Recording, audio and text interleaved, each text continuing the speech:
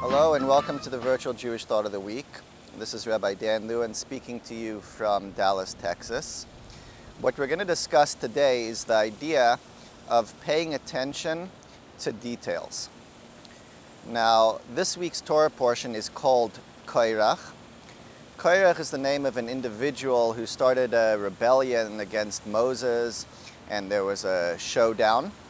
And what we're going to focus on is right before Korach and all his followers were about to be destroyed. Moses makes a famous claim to God, and he says, Elokei haruchos lechol basar, that the God of all spirits of all flesh, who knows all thoughts, should one man sin, and the entire congregation, meaning all his followers, people that didn't really mean anything, but they just got swept up, influenced in a bad way. Should one man sin and everybody get destroyed? Now the words that we're going to zone in on are the words Elokei haruchos, God of all spirits, lechol basar, of all flesh, which Rashi, the commentary, explains means God who knows all thoughts. What does that mean, who knows all thoughts? This has to do with the idea of details, of running the world. To illustrate this idea of knowing all thoughts, knowing all details, let's put this on the side and talk about something we see in practical life. You may have heard the word mashgiach when it comes time to buying kosher products and kosher restaurant. You have what's called a mashgiach. A mashgiach is a supervisor. So in a factory where they make kosher food, you have different types of supervisors to ensure that it's going to be kosher. That means an individual whose job it is to oversee all the ingredients, all the products, make sure everything runs smoothly, nothing unkosher is mixed in. And he visits the plant, the restaurant, and oversees all the details. So now, when it comes time to God, we have a question: what type of a mashgiach, what type of a supervision does God run in his business, in the details of our lives, in the world, and so forth? Is he like somebody that sets up a factory, sets up the laws of nature, and every once in a while he'll come in to make sure everything is okay, and if there's a problem, he'll fix it? So I have a crisis in my life, I pray to God, so he's a mashgiach, he's a supervisor that's going to intervene. But the rest of the time, things are just left up to random, up to the laws of nature. That's one type of supervision. There's another type of hashgacha, of supervision, which means that you oversee all the details. You're basically guiding and running the show in every practical step of the way. So is God the type of mashgiach that's a general mashgiach? He's coming in every once in a while, but the rest of the time it's up to nature.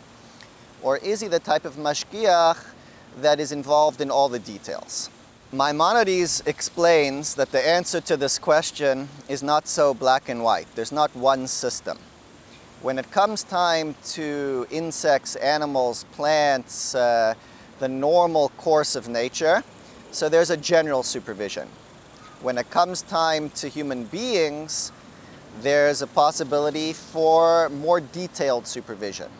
What that would mean is somehow God is more involved in the details and the guidance of the lives of people than in the rest of creation. Now, in this itself, there can be a distinction. If a human being acts like an animal, is ignoring what's going on, the conduct is not perfect, so then there's a possibility that his life will be run more like the rest of the creation, like the animals, plants, and so forth. But somebody that focuses and pays attention, he will get extra special supervision. That's what Maimonides says. Now later, the Baal Shem Tov explained in detail the doctrine of what's called Hashgacha Pratis, the divine personal supervision, in which he outlined that every single blade of grass, leaf that blows, every fish that's going to fly and get caught by a seagull, everything in the universe is orchestrated from above. And not only that, contributes in some way to the overall divine plan. Now that would appear to be a completely different point of view. Maimonides is saying that, oh, well, there's a general supervision for creation and only some people get personal providence, supervision. Baal Shem Tov is saying everything in the universe is guided by God's hand. So which one is it? Now the commentaries reconcile this by explaining what Maimonides meant. And what they say is that it's not so much a question of what's going on as much as it is what appears in our eyes. When somebody, based on their attitude and conduct, is not acting appropriately, or they ignore the situation, certain things in our life were taken off course, then it looks as if things are random. Even though it's not, even though everything is orchestrated from above, when we take ourselves out, either through bad actions or not paying attention, our attitude, we take ourselves out of the picture, then that's the way God responds. Then what it looks like in the events of our lives is that everything's just by chance and random. We can't make sense of what's happening. We're just being blown around in the wind. But when we focus, when we have the appropriate attitude, when we improve our actions, then all of a sudden things start to make sense and we see that, wait a second, our lives are being guided. There's a purpose here, there's a pattern here. And we start to be able to notice the details.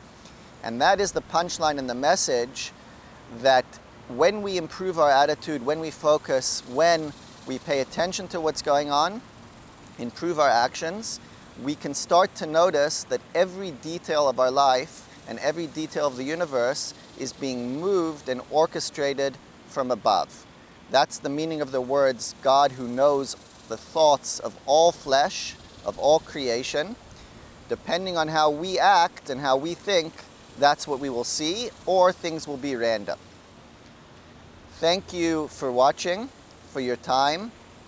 If you like this, please forward it to anybody you think would be interested. If you'd like to sponsor or dedicate a video, you can email me at the address below. I look forward to speaking with you next week.